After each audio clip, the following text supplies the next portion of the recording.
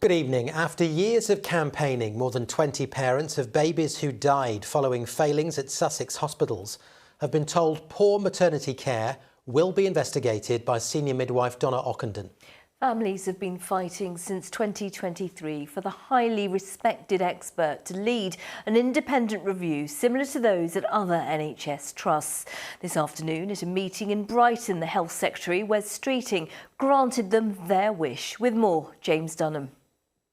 For the families facing the pain and torture of losing their babies whilst in the care of Sussex maternity services, the lack of trust in the system runs as deep as the grief itself.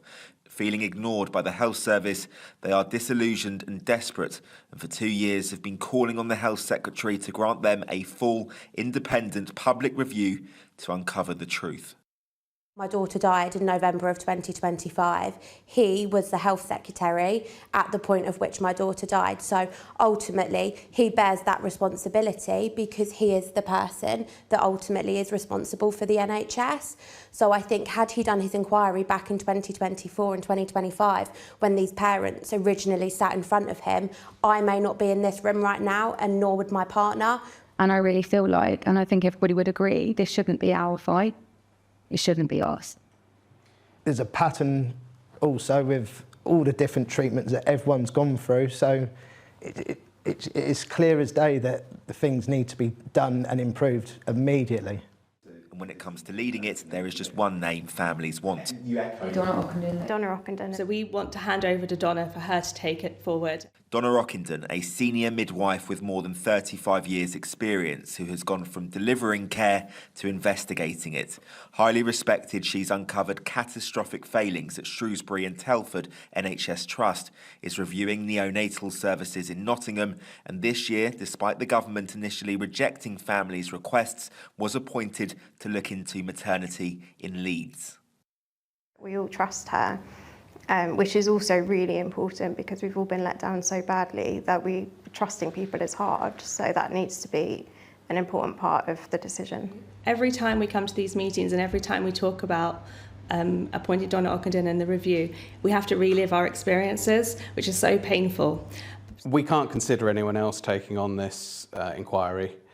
They wouldn't have the knowledge and expertise to hit the ground running, and accountability will be lost and learning will be lost if it is not a full inquiry.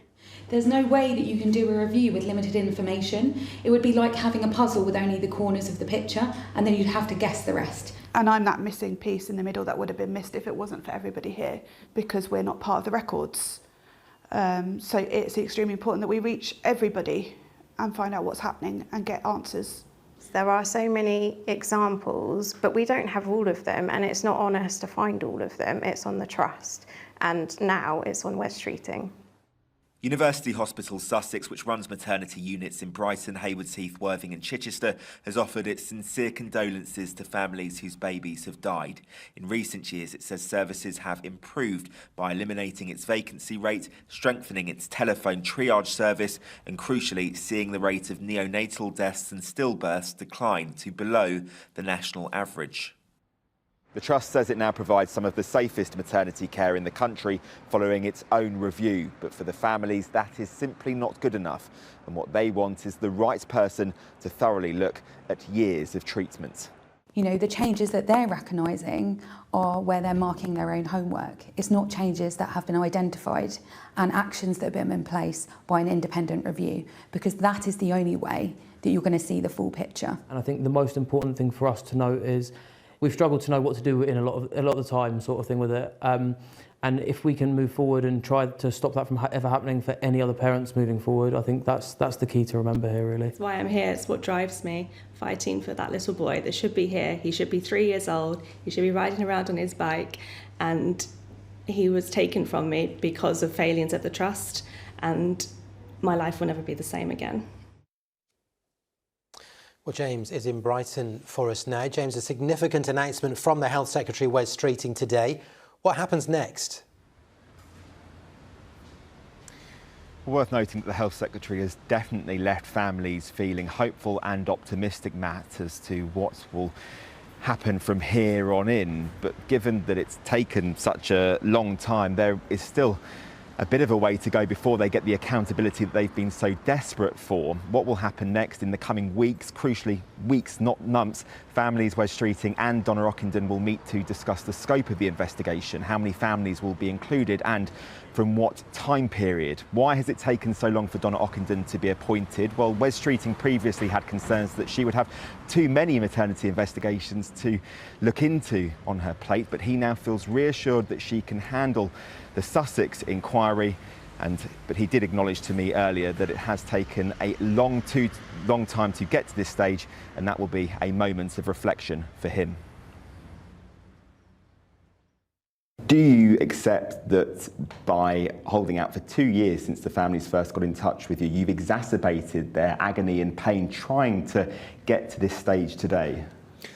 I've been determined to get things right in Sussex, to make sure that these families have the answers that they deserve about what has gone so horrifically wrong in their cases, whether that's the trauma of the grief they're living with as a result of bereavement and the avoidable harm and loss that their children have suffered, and indeed the physical harm and injury that has been caused to mothers, the pain that fathers and partners are going through as well.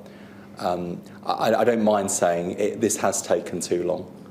And I've certainly reflected on that. And right now, there may be families concerned about using maternity services in Sussex. Are you confident that safe and effective care is being delivered? I think it's really important to bear in mind that whether we're talking about Sussex or whether we're talking about some of the trusts that have hit the headlines for the worst failures in maternity and neonatal care in our country, every day there are babies being delivered here safely, with care, with compassion from dedicated staff. And I don't want prospective parents to be unnecessarily worried or fearful about coming forward, and they should approach maternity services in the right way. I think it is important, though, as ever with the NHS, that we are honest where things have gone wrong. Let's remember these are ordinary families who've gone through the worst possible experiences, taking on the system, and it felt like a weight had been lifted as they delivered emotional statements afterwards. We are grateful that Wes Streeting has listened to campaigning families and recognised the need to appoint Donna Ockenden to lead the review. While the full scope of the review is yet to be agreed, Mr. Streeting was receptive to the arguments we made as to why a full, inclusive review is needed to ensure that no family is left behind. A review that does not include all harmed and bereaved families cannot deliver the truth or accountability that is so desperately needed. Lessons will be missed and opportunities to prevent future harm could be lost. This review gives us hope that we will finally get the answers we have been seeking, not just for our own families, but for every family that has been affected. It is about accountability, but it's also about working to ensure that no other family has to endure what we've been through. I think it feels like a monumental moment for us as a collective group, to feel like this is an outcome that for us is extremely positive and something that we've been campaigning for years now. For me, it's the accountability. I feel like we're finally going to have some accountability, which hasn't come from the trust or necessarily from our legal cases. We have worked tirelessly as a group to get to where we are today, and I finally feel like we are being heard. The campaign group Truth for Our Babies would like to hear from any other families who've had terrible experiences. Meanwhile, for the Hospital Trust, in the last few minutes, they've told us, we know there is more to do and we will keep working with openness, humility and determination to deliver the safest and best care possible. They also say, Matt, that the Trust welcomes external scrutiny to deliver improvements. OK, James, thank you.